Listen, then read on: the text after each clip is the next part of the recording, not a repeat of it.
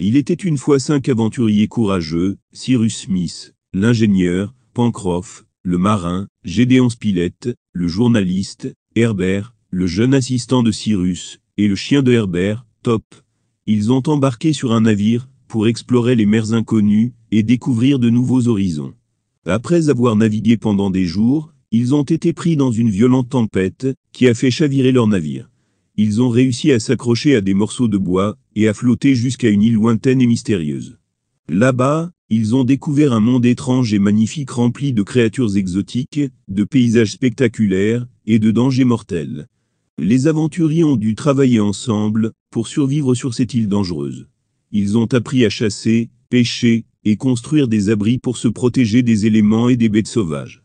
Ils ont également exploré l'île pour découvrir ses secrets, y compris des cavernes mystérieuses et des objets étranges qui semblaient venir d'une civilisation ancienne.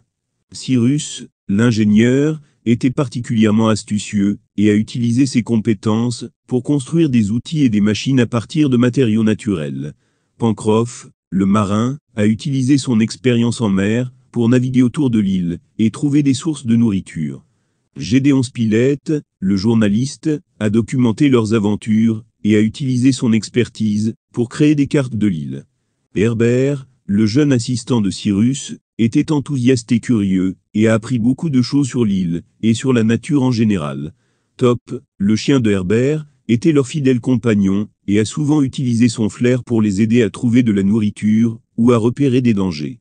Au fil du temps, les aventuriers ont développé une profonde amitié et ont travaillé ensemble pour trouver un moyen de quitter l'île et de rentrer chez eux. Ils ont essayé de construire un bateau, mais n'ont pas réussi à surmonter les vagues déchaînées qui entouraient l'île. Ils ont également essayé de faire des signaux de fumée pour attirer l'attention des navires de passage, mais sans succès. Finalement, Cyrus a eu l'idée de construire un ballon à partir de matériaux naturels qu'ils ont trouvés sur l'île. Il a utilisé de la peau d'animal pour le ballon et a fabriqué une nacelle pour s'asseoir à l'aide de branches et de feuilles.